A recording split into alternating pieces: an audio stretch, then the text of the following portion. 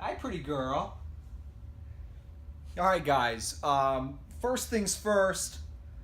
I'm filming with my iPhone 7. I just bought it. I think the footage, in many cases, is going to be better than the GoPro, only because of the audio. The audio in the GoPro is garbage. I think they sell an external mic for it. I'm no camera guru. That's what I've been told. So I'm going to look into that, but this will also be helpful. So that's update number one. When I'm out on the go looking at cars, stuff like that, I'll use the GoPro. It's very easy, very compact. But when I'm sitting here in the house, just talking about whatever, I think the iPhone will be better for that. So let me just quickly give you the rundown what I'm doing today. I'm going to look at another Honda. Now, if you're watching this video new to my channel, I recently just picked up and fixed up a Honda Element 2006 for $2,200. Now it's got a whole new suspension. Couple other things on it. It's pretty much good to go, and that's became my daily driver. However, I'm looking for another flip. It's been really shitty lately down here in South Florida. There was like nothing good. I've wasted a ton of time going up to Broward County, and everything I've seen up there has been junk, and I hate driving all the way up there for nothing. So what's tempting about this vehicle is that it's right around the corner. It's 5 minutes away, and it's in a very good area. It's a one owner. And my cat's just distracted me a bit. So it's a one owner, and it's a EF Civic. So it's a 1990. It's that really boxy style. I wish it was a hatchback. It's not. It's a sedan. However, it is a standard. It's a 5-speed, and it's the LX model. So it's got the little bit bigger of a motor. It's still not. I mean, it's the biggest motor you could get. However, if you had an SI, it had some other bolt-ons from the factory that made it more powerful. So this does not have those bolt-ons. It's a 98 horsepower car. It's a slug. That's not the reason I'm buying it, obviously. This would be a flip or whatever it end up being, but certainly not I don't think these cars are performance vehicles at all, unlike the majority of, teenage America. So anyway, it seems to have a very good maintenance history. Again, it's a one owner. The only things she says are wrong with it is that the AC doesn't work and there's a crack in the windshield, which are two pretty major things. I mean, a windshield, if the crack's really bad, it's too expensive to fix, and a car is not worth really any money at all. The AC compressor is kind of expensive for a good one, but I mean, to swap it out, it's a piece of cake. Hopefully it's just the compressor. Hopefully it's not. Hopefully it just needs a recharge. So she's asking $950 for it, which is, to me, not a good price at all for EF Civic, because I mean you can find these for a sedan at least, not much more money, and pretty damn good shape at low mileage. Not really at the same time though. You find a lot more of the EG Civics, the next generation, the 5th gen. Those are everywhere. These ones are kind of hard to find, especially in this condition. So she says she's negotiable. However, she's like, no ridiculous offers. I know what this car is worth, which it's worth about what she's asking for it. Good to go. So hoping to get it down close to the 500 mark. She's not going to be there right now. She's in class or something, I think, but she told me where it's parked. I'm going to go take a look at it while it's daylight. If I like the car, we'll contact her and we'll schedule a test drive later today when she's available. But again, my plan for this vehicle, if I get it for the right price, would be to fix the air conditioning, depending on how big the crack in the windshield is, fix that, or just ignore it if it's not a big deal. And I'd like to just do some minor appearance modifications to it. I'm not going to try to make this thing a race car. Unless you swap out the motor, it's not going to happen. But again, I might put some period correct SI wheels on it if the tires on it are garbage. And then maybe put the Euro headlights in, or I should say Euro, the Japanese headlights, the JDM.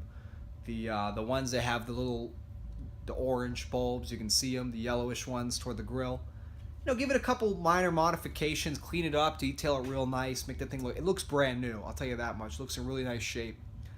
And then when all that's done, to me that car is worth $1,700 to $2,000. I mean, I've seen some examples as high as $3,500 for a real clean stock, one owner, lower mileage. But again, I'm not going to be asking $3,000. I'm going to ask somewhere in the high teens to high 1,000 to 2,000. And again, I don't think I'd be into it for too much money. If I bought it for $500, what would I have to put into it? Maybe $500 to $600 to make it pristine, working AC, windshield, wheels, because the wheels are cheap, and the headlights. So a couple things I think would make the car look really cool. And I think, you know, there's a big market for those kind of cars here in South Florida with the Latin community.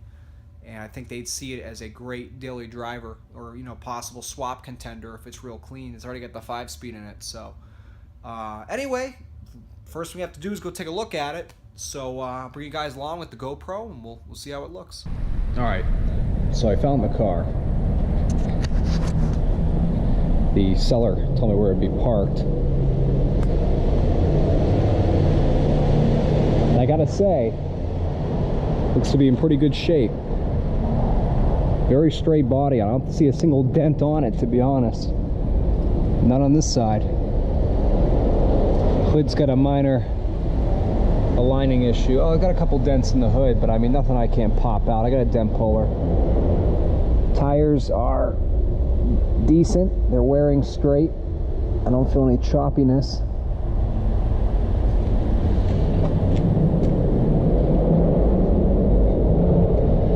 There's that stick. It's got a dream catcher.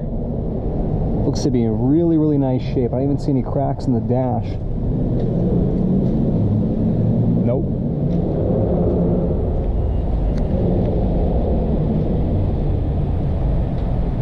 How about this side? She doesn't know how to park, that's for sure. A couple of minor dings, but overall, looks pretty good. All the tires are decent on it. But I want to swap the wheels anyway, so it doesn't concern me too much.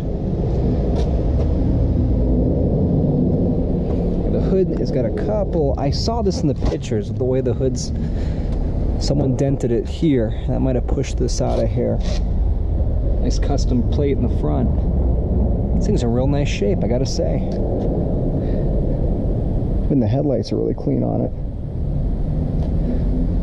Here's the crack in the windshield. It's pretty bad, actually, so it's definitely gonna, I mean, it doesn't need it, but for optimal resale, it could use a new windshield. I mean, maybe that's, maybe they can fix that. It's kind of dead center. It goes there to there. I'm gonna climb underneath it and check the suspension and look for any oil leaks. But I mean, overall, it looks pretty good. I don't even see any faded paint. Clear coat's good. That's just surface rust. So let me go ahead and take a look at this thing. I'll let you guys know what I find. Okay, so it's got some oil leaks. Fortunately, because of this parking barrier, I can't really tell from where. But the suspension looks well maintained. The shocks aren't leaking any oil. They look newer. It's even got a new boot. Ball joints look good. Everything looks pretty well greased. So that's a good sign of good maintenance.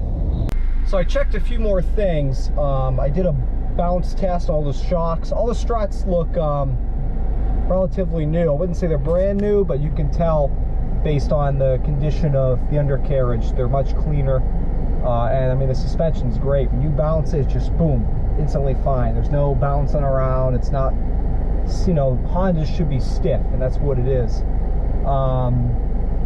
The rear end looked good as well, everything. The muffler has a little bit of rust starting on it. It could turn into rot eventually, so something that will help me negotiate.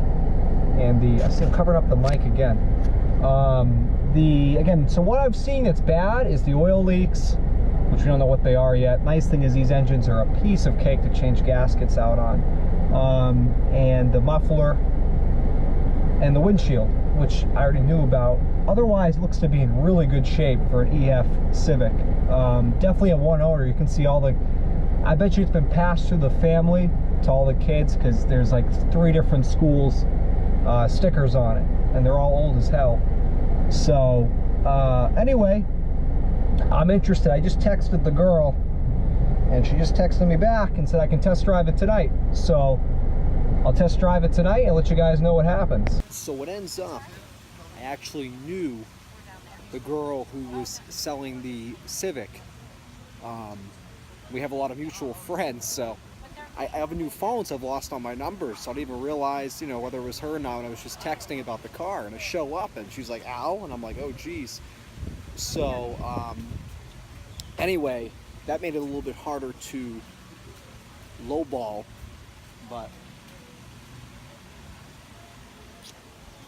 I'm concluding my YouTube video. I'm in it. No, you're over here. Sit down, relax. You're making a YouTube video? I'm talking about what happened with the Civic, because I think that is a goner at this point. It deal's not going to happen, so I got to conclude the video so I can upload it, because, you know, there's going to be no happy ending with that car. So, Oh, whoa. I don't mean it like that. Are you still recording? Yeah. You want to be in the video? No. I didn't think so. So anyway, we looked at the car, and I made an offer on it. I needed a couple things. The timing belt hasn't been done in a very long time, so I factored that in.